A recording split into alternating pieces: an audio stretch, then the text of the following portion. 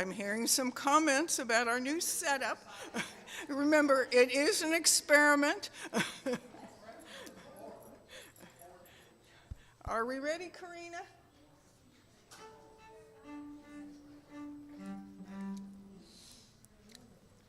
I think that was a yes, we're ready to go. Well.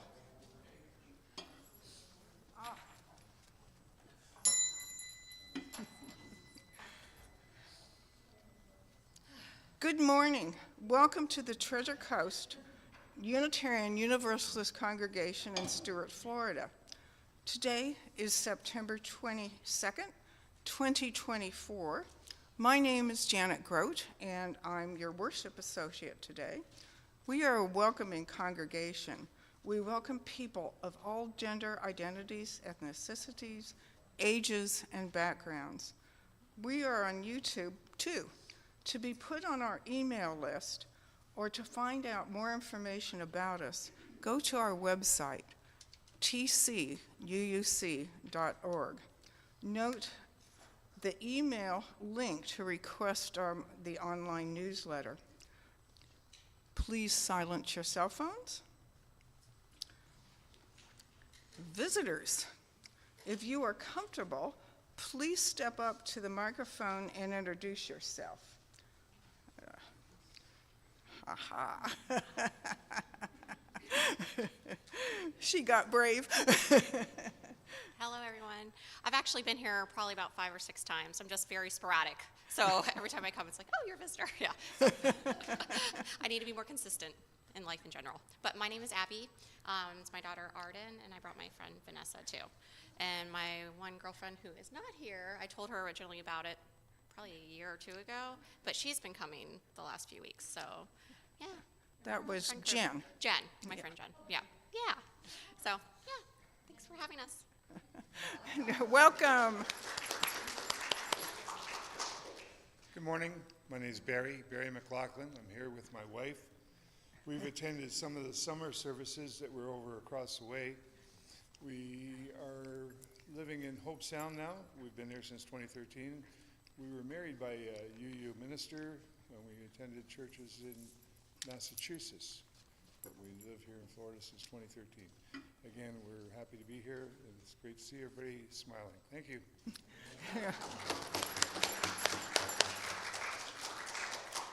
Do we have anyone else who's comfortable introducing themselves? Okay. For the announcements, see the printed order of service and also the Friday newsletter for all events and details. First announcement, though, is next Sunday, the 29th at 4. Jackie and Jack will have a duet service here in Heston Hall. Okay. Concert, what did I say? Service, I'm used to service. A concert, more fun. Oops, sorry. Table conversations. Kitty is going to pass out some of the enrollment forms. We're going to have a small group of TCUUC members and friends meeting in their homes or elsewhere to get to know the members in a more casual, small group fashion. The enrollment period will have a hard stop on October 6th, so please enroll within that time and see Kitty. She's going to wave if you need a form. Wave if you have a form, and Jim Long is now my co-conspirator, so. Jim Rose. Jim Rose. Okay. Who wants one? And there's also a sign-up sheet in the MacDonald. Okay. Yes. And on the 24th, there's a movie. Bring your own hors d'oeuvres to share. 24th, I believe it's 4 o'clock. The movie is 4 Weddings and a Funeral. And of course, We're going to have coffee and cookies in the social hall after the service. And a big thanks to those who help with the service, Jackie Robbins, of course, our greeters, Kitty Rao and Jackie Buckley, our ushers, to be named, and our tech elf, Karina Poloni, and our tech support, Rachel Valentino, and our backup techs, Stan and Alistair Forrester. Our hospitality team today is Joanne Leone and Marguerite Gregory. Our Reverend Bob MacDonald is in the pulpit today. Here is our prelude.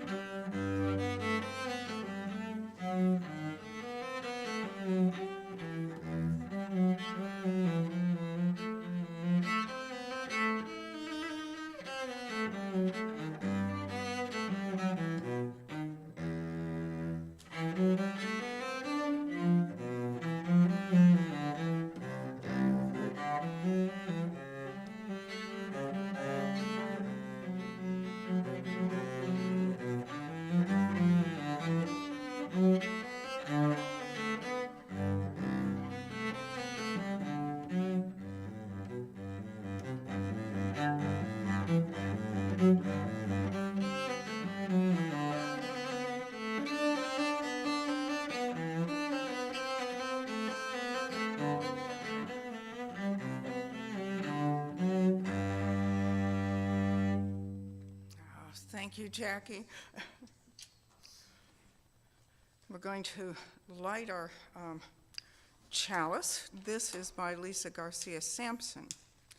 In these wild, historic, and uncertain times, we gather to remember who we are, who we belong to, and what we are called to do. We light this chalice.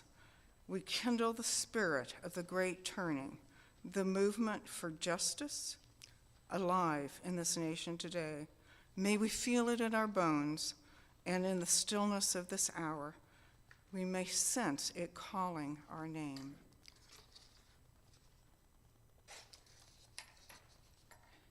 And it's the time of the harvest moon, although I noticed last night it was waning a bit. This is a prayer by Tess Bromberger. Spirit of wisdom, as we prepare to elect new citizens to lead us in our communities, towns, and cities, in our counties, states, and our heart-torn nation, grant us the wisdom and discernment so that we may choose those of a peaceful heart, a competent mind, and a servant spirit. Spirit of the harvest, help us to separate the grain from the chaff and to reap the legacy of freedom our founders planted for all of us. Help us gather together as one people, united and concerned for this country, founded upon such promising ideals. Spirit of healing, grant that we may bridge the breaches that have opened between us. Help us to understand one another, to listen to the stories of who we are, and to find common ground on which we can move forward together. Amen.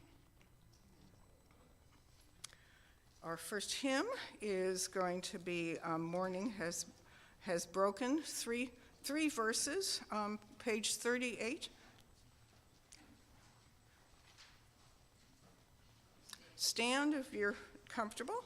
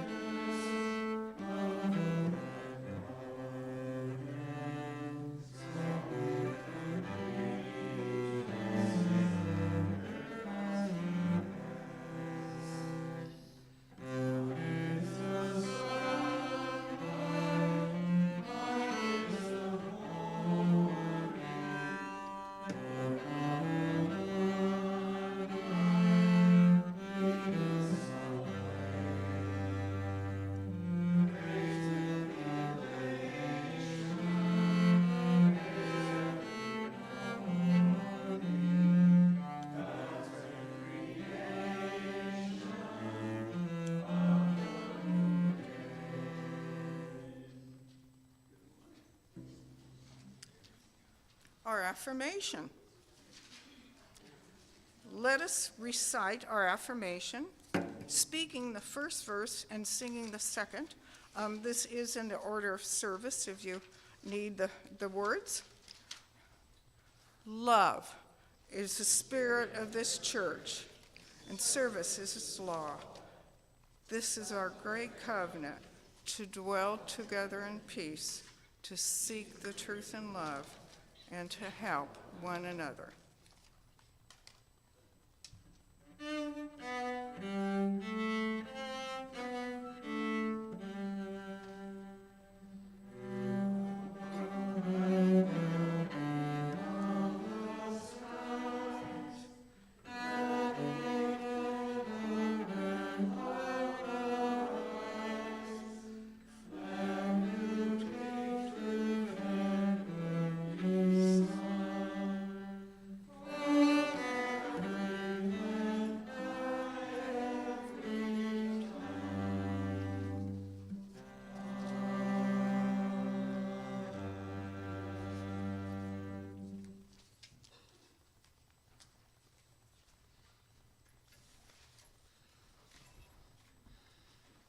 The responsive reading is number 660 in the back of the hymnal, these beautiful words of Henry David Thoreau.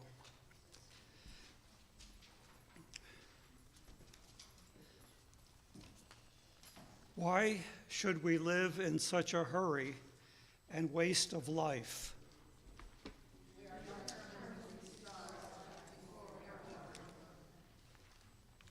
I wish to live deliberately, to front only the essential facts of life.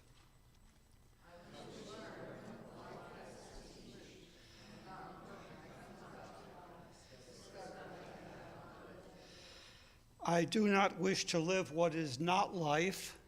Living is so dear.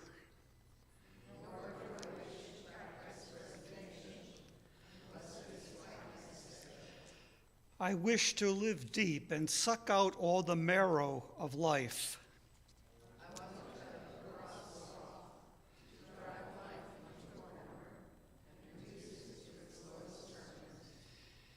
If it proves to be mean, then to get the whole and genuine meanness of it and publish its meanness to the world.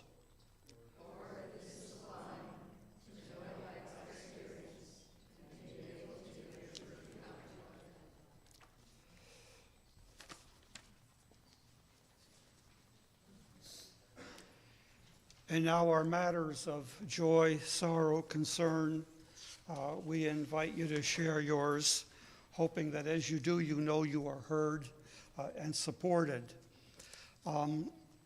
We ask that they be personal and brief. Did I say personal and brief? Yes, you've heard me say that before. I'll start with one I received. Rose Krickenberger moved recently from Port St. Lucie to Allentown, assisted living up there to be near her two families. And she wrote me that she was really happy this week. She was feeling better and in touch with a nurse who had encouraged her to move north near her children and who told her that you have to just go on learning and learning in life. So, Rose, if you talk to that nurse again, tell her she sounds like UU material to me, to us. We wish Rose the best, of course, and miss her. Anyone else, please come to the mic and tell us who, what, etc.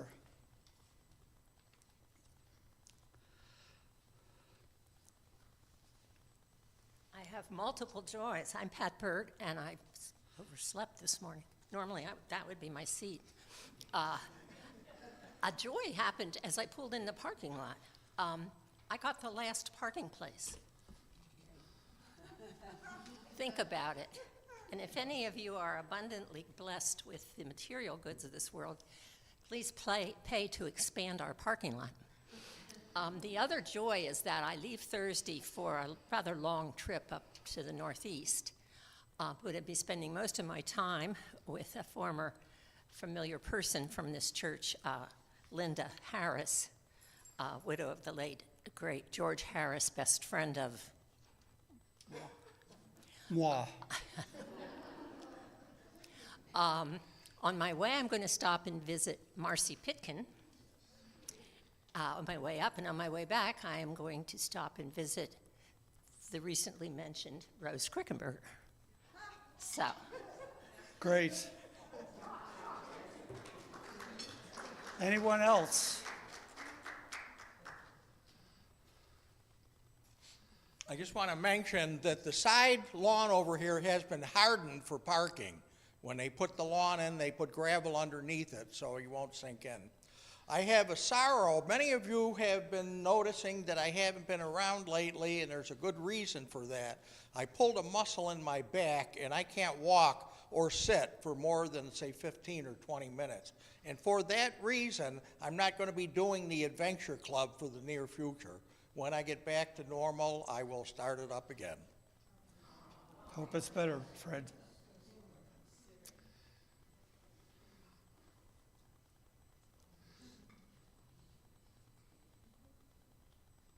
I'm mourning the death of a long-term friend, Fran Smythe. I went to Davie this week for all of the interment and everything, and it was very, very sad. Can everybody hear Kitty? Yeah, speak closer Fran to it. Smythe is my friend, and she passed away. And I went to anyway, I've known her for about 30 years. So thank you. Thank you for telling us. All right, John and then Tia.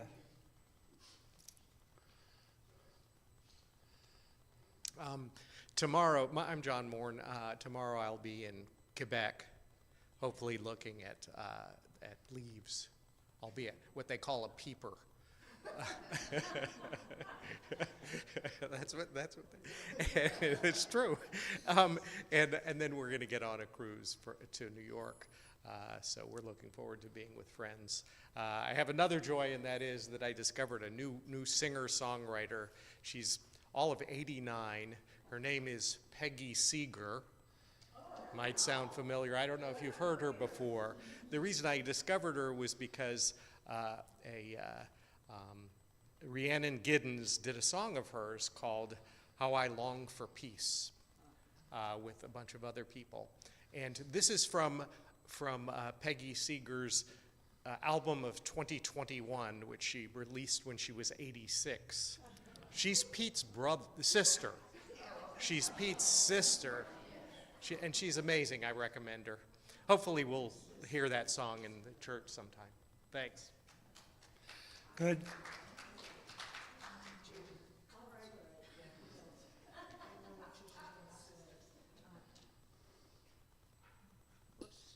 Myers, wow. I'm Judith, and on Fred's note, I came across a folder yesterday going through my files. I would sincerely like to thank him for the years he put in on his travel club. You went some wonderful places and did some wonderful things, and I love the restaurants you picked out too. Thank you, Fred. Was that a promotion?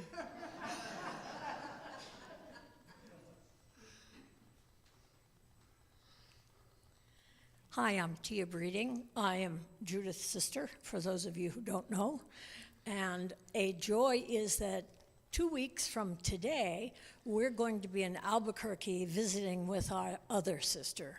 We haven't seen her for a couple of years, and we haven't been out there for 5 or 6 years, so this will be great. I have two notes of concern. One is that Alistair is not here today because he is not well, so I wish him feeling better, and that's, of course, why Stan is not here either. And that Shari, on the way in this morning, despite all of the things that she knows better about, where is she? She left. She fell on the way in this morning. Yeah, she's wearing heels, and she has no cane, so we'll have to follow up with her later. So, yeah. So, and now I'm going to make an announcement. Thank you, Tia, for your various announcements. Are you finished? No. Because I will be gone 2 weeks from today, that is the first Sunday of the month. So I have consulted with my vice president, and I'm going to do the first Sunday congregational meeting next Sunday, which is the last Sunday of the month, just to let you know. And I didn't figure this out in time to get it in any of the bulletins, which is why I'm doing it from here. That's all. Thank you, Tia. You may be seated. Is there anybody else? Ronnie, can you give us an update on Bill Falk?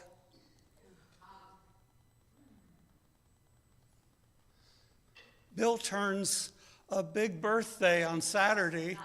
I kind of mentioned it in, you know where. Go ahead. Please send him cards for his birthday.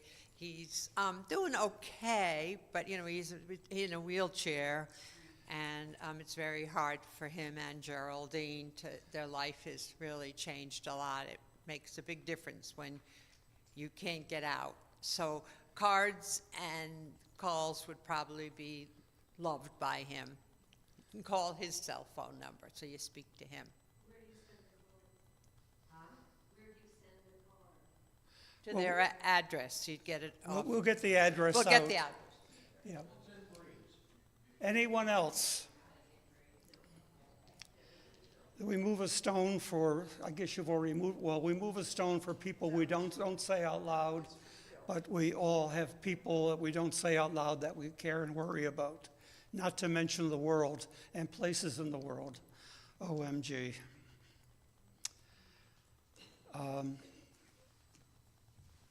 The meditation is from Vincent Silliman in the back of the hymnal, entitled Religion. Let religion be to us life and joy. Let it be a voice of renewing challenge to the best we have and may be. Let it be a call to generous action. Let religion be to us a dissatisfaction with things that are, which bids us serve more eagerly the true and right. Let it be the sorrow that opens for us the way of sympathy, understanding, and service to suffering humanity.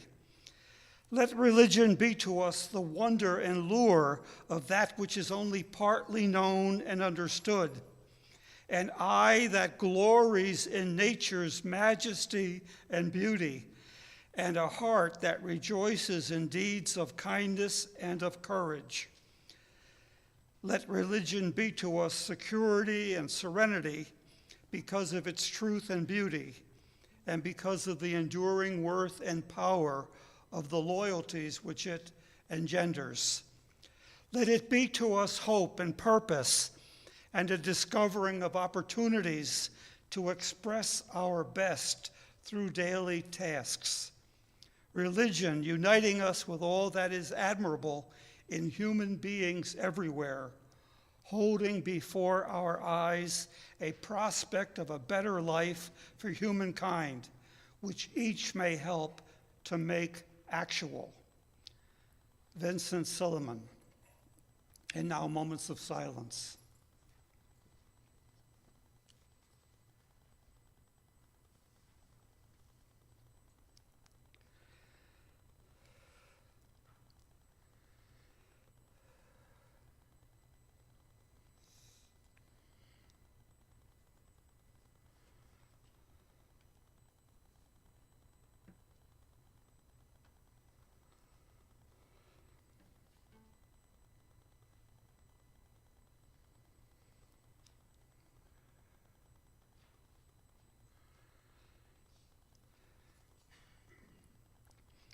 And now, Spirit of Life, hymn 123.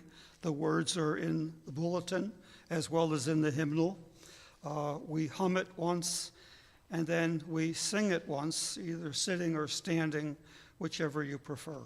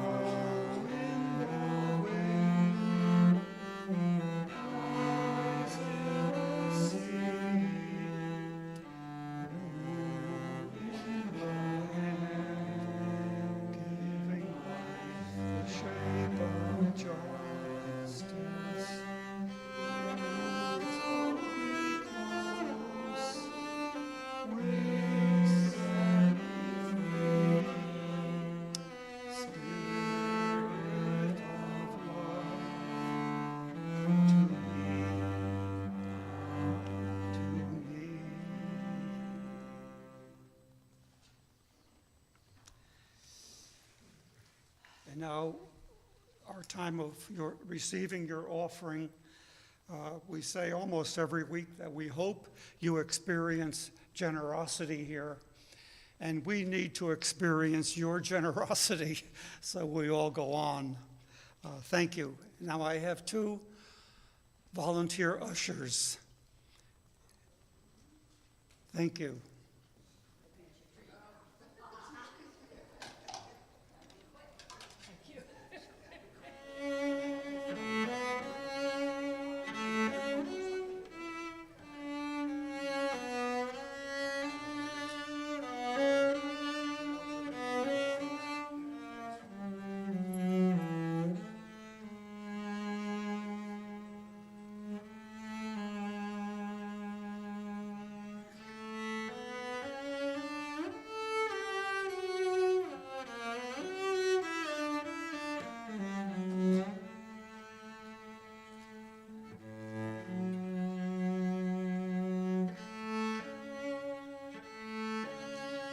I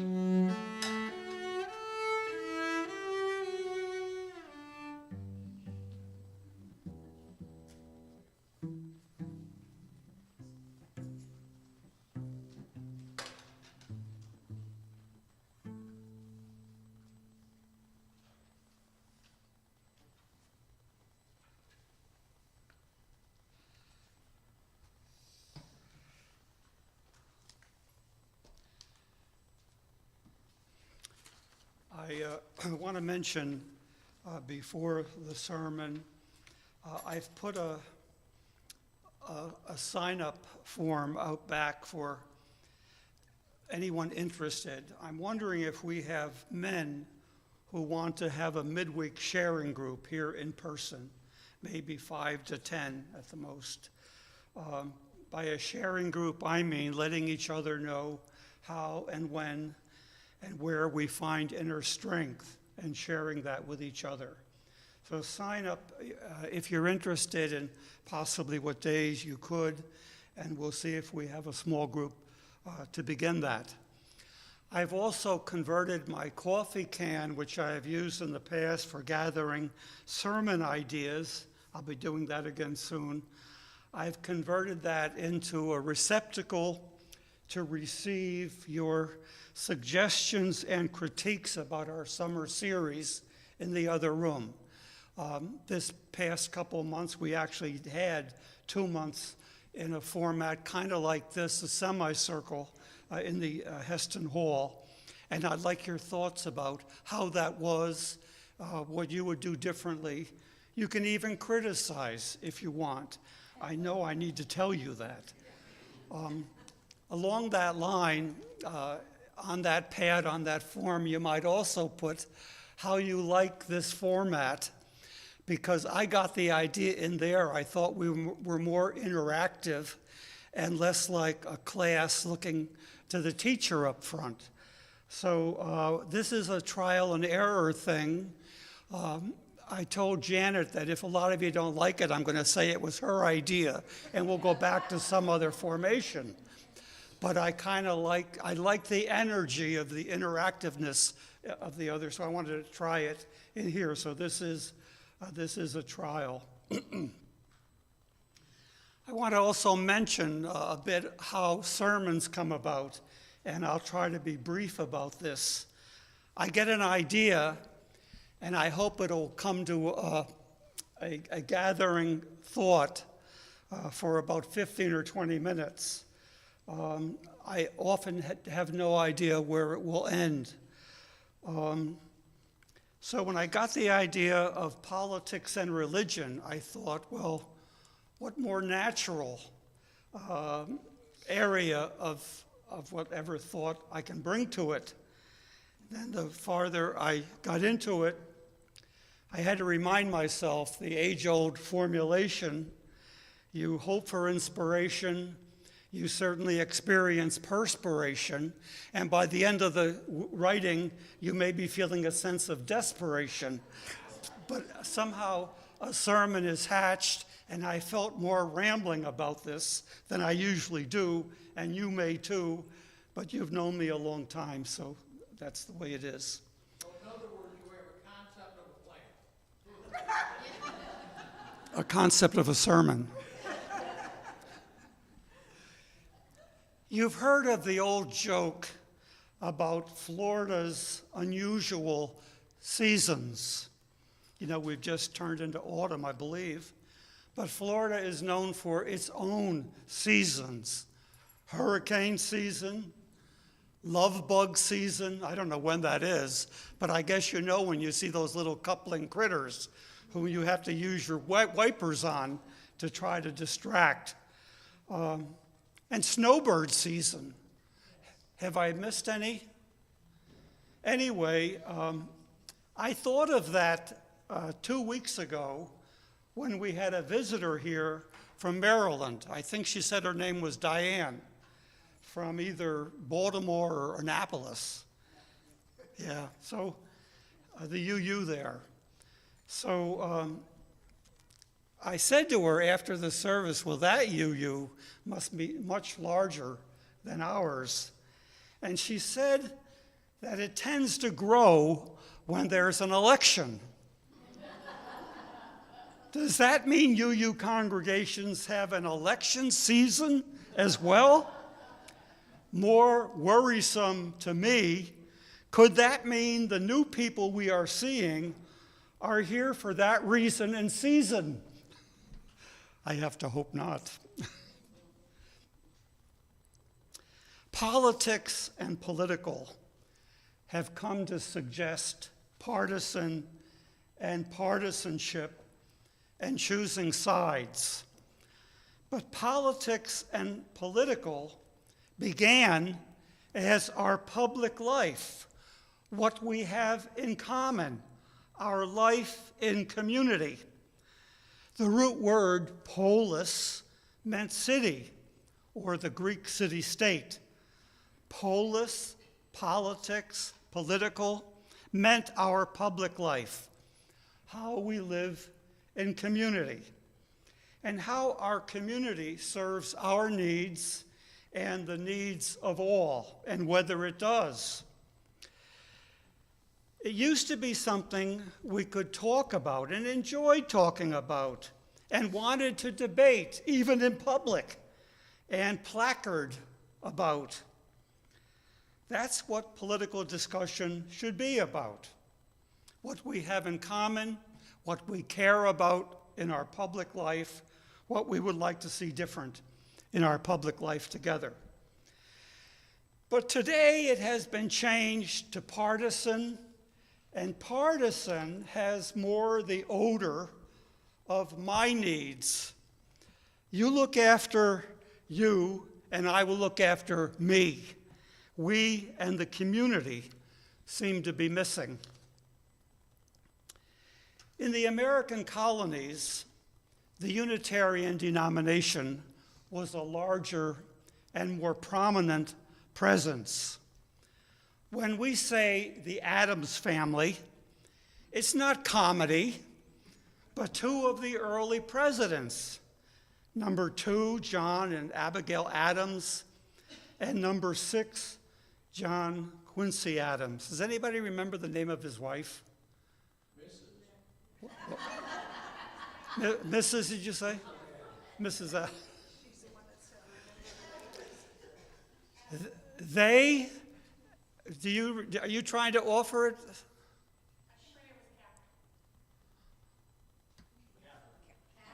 Oh, okay, good, good. Remember the ladies.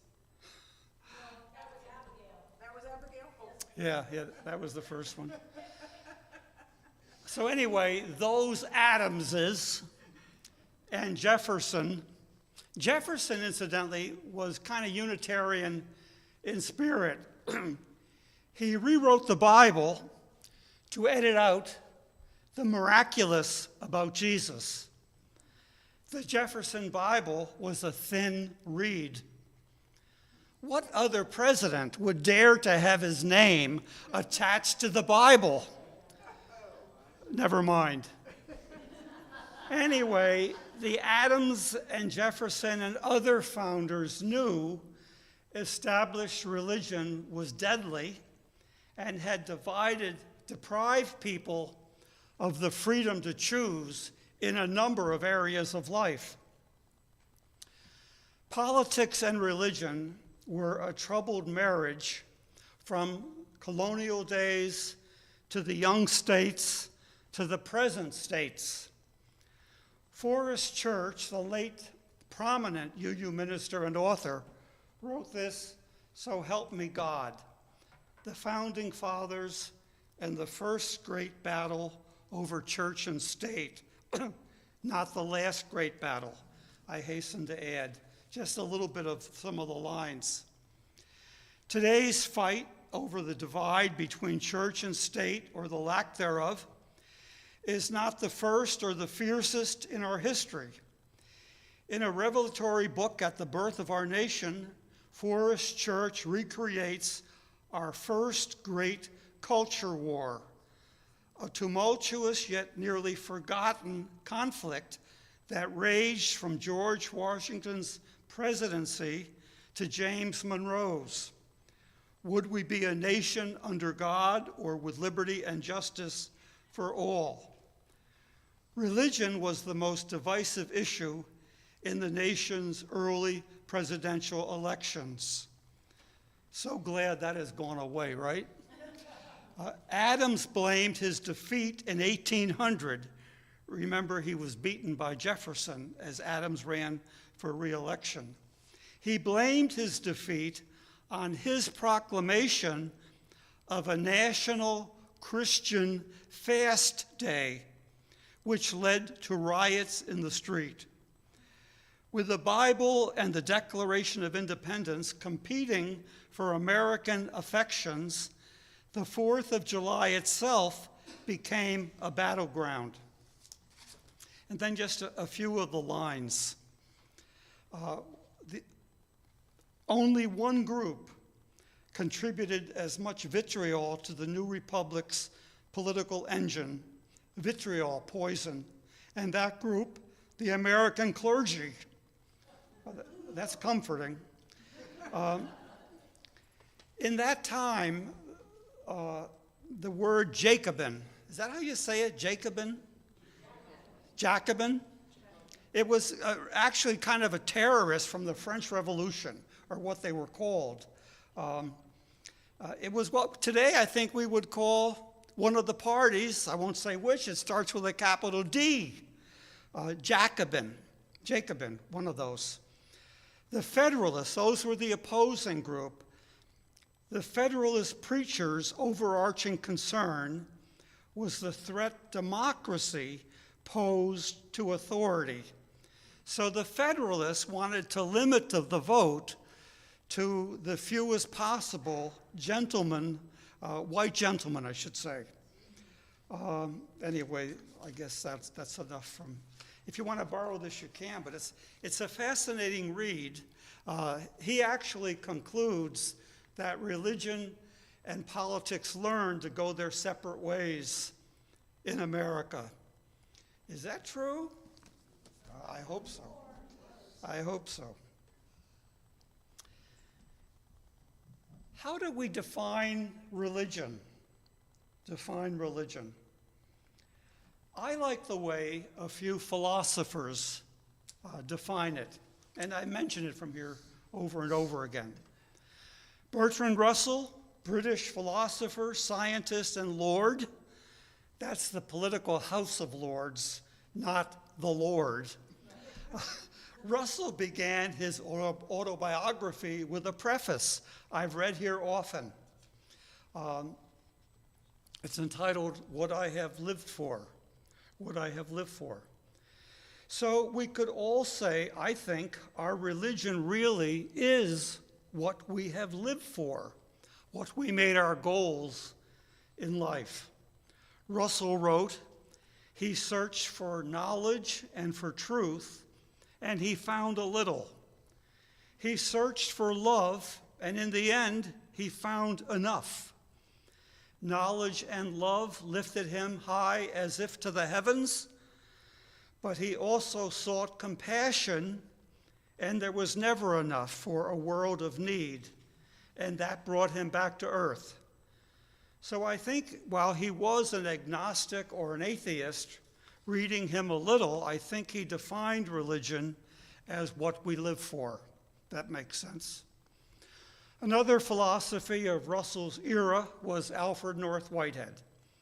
He actually defined religion as inwardness, what you do in your solitude. What that said to me was, we all had that, inwardness, what Tillich called depth, what religions have called soul and spirit. Another teacher who continues to define religion for me is the Galilean, I guess named Joshua. But history has called him by the Greek derivative, Jesus. He defined religion by what you do, not by what you say, how you walk and not how you talk. He said a lot about what walking the faith, what doing the faith look like. being more forgiving than is our nature, but making a point to try to practice it more and even learn to forgive yourself. That's often an almost impossible task. And knowing that we too, like anybody else we might prefer to talk about, we too are imperfect, but everybody else is also. And knowing that is the only way you can really work on you, and the only way we can be honest with ourselves, and even let others teach us we are better than we think. And he showed what compassion looked like and urged any followers to do that too. So from that Joshua, Jesus, the big teaching about religion is how you live, not how you talk. And his word for people who just wanted to talk, well, the word he used was hypocrite. And I learned he got that from masks that he saw people wearing on stage for acting. He thought a lot of religious people were acting. For some reason, all these definitions of religion as how we live remind me of a quote I came upon recently from Ogden Nash.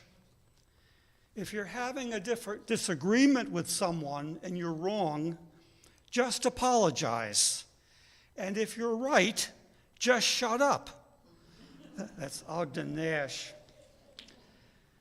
So, the intersection of religion and politics is inevitable.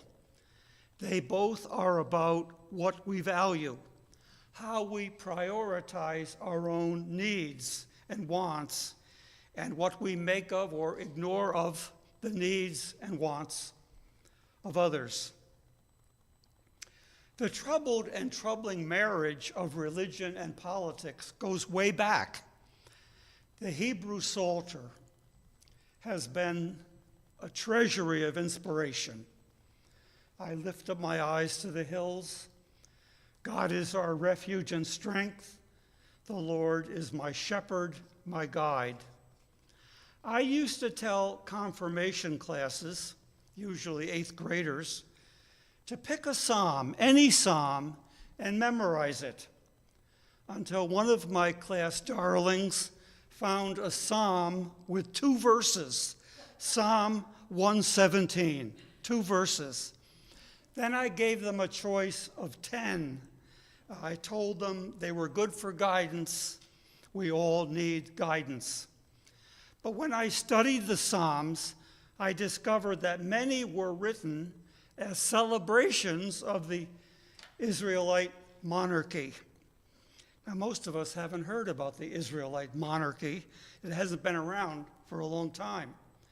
Religion and monarchy in Israel go way back. The 2 little nations of Israel and Judah, northern and southern, had a brief history until overrun by nearby empires way before the Roman Empire. Now, the Pope of Catholicism has been the spiritual leader for most of 2 millennia. During several centuries of the so-called Dark to Middle Ages, there were no strong countries or empires in Europe. So the Pope wielded what was called temporal power, political power, as well as spiritual power.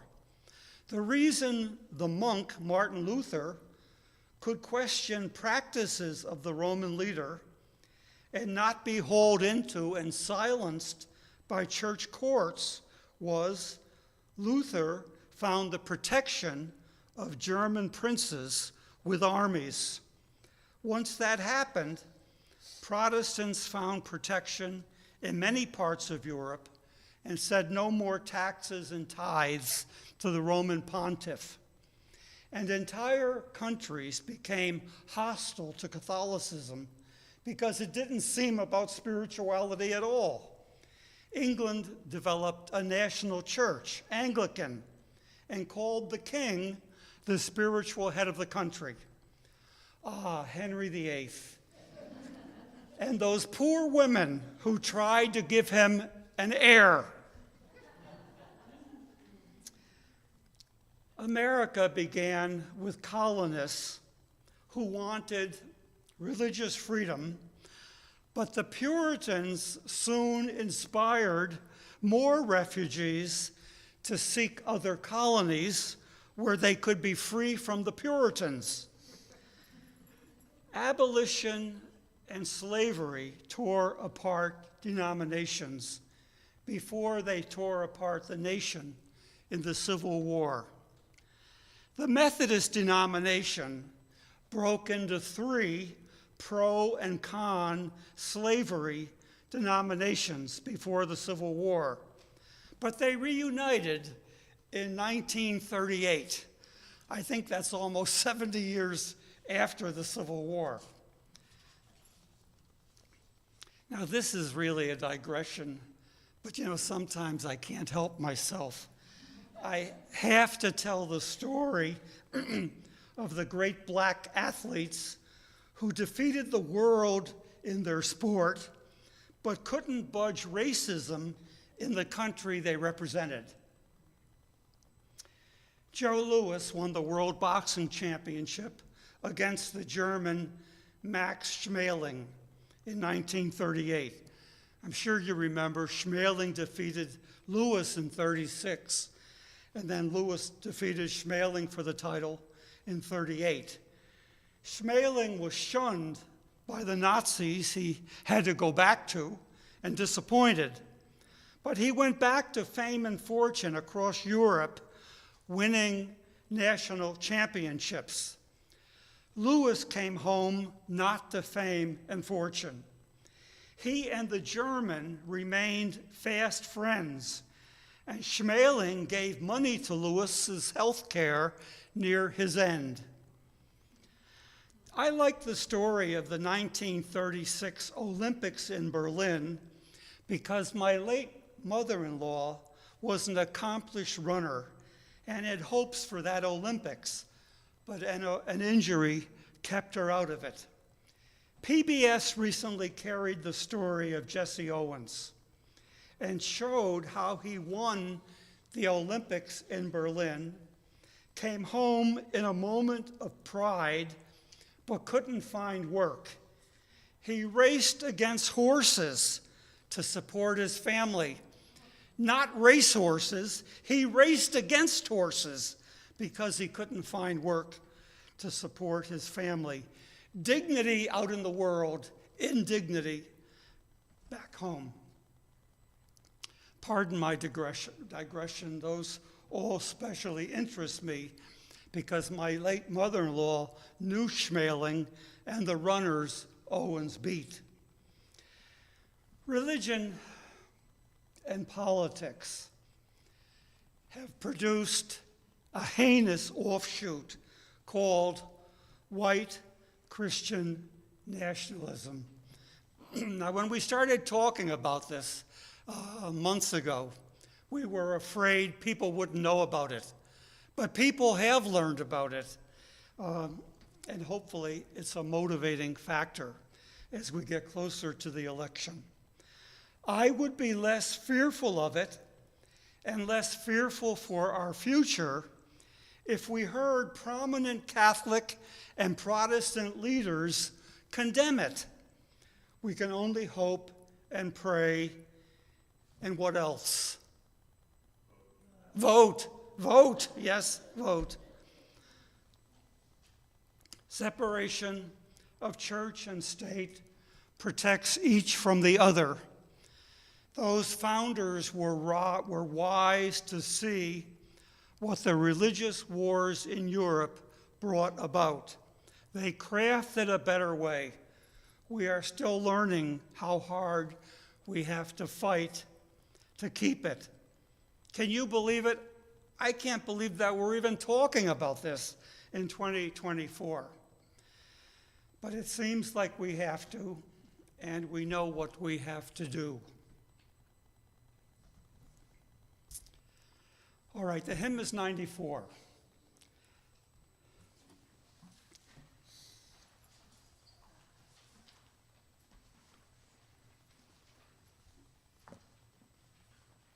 Stand or sit, whichever you prefer.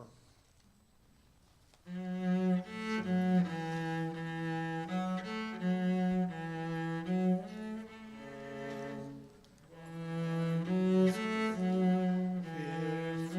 of care, we have no time to stand and stare. No time to stand beneath the boughs and stare as long as sheep or cows.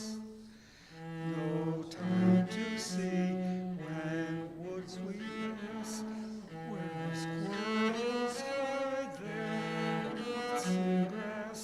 No time to see in broad daylight, streams full of stars like stars at night.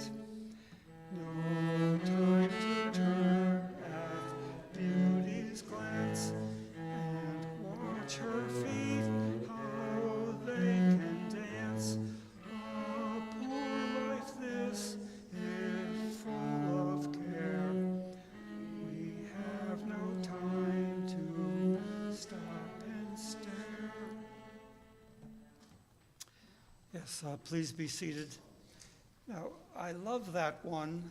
As soon as I found its lines, no time to stop and stare as long as sheep or cows. I'd like somehow to add, or cats, who at mealtime have a wonderful patience in looking you in the eye. Now, as Janet extinguishes these parting words, these are from William Schultz, who was head of the UUA, head of the UUSC, and head of Amnesty International. These are like marching orders for all our congregations. This is the mission of our faith, to teach the fragile art of hospitality, to revere both the critical mind and the generous heart, to prove that diversity need not mean divisiveness, and to witness to all that we must hold the whole world in our hands. William F. Schultz. Thank you.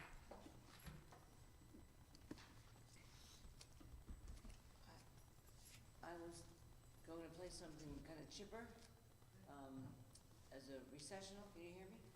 Yes. But for Kitty and her friend, and for a friend of mine who's in hospice at the end of the bell curve, I'm going to play something that's very meaningful to me, and which is D minor. I know you like the major.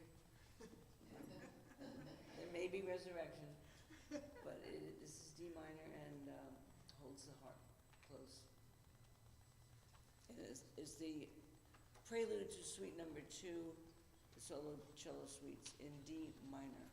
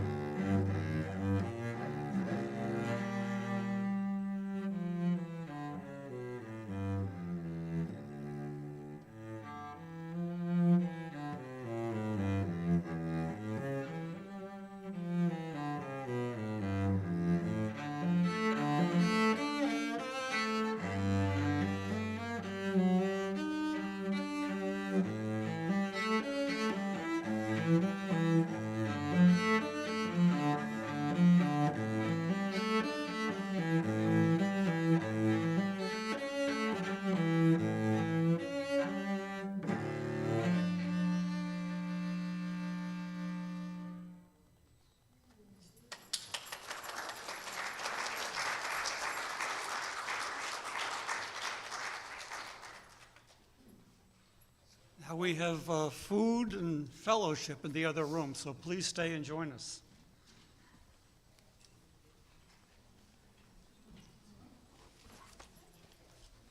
Hey, Jerry.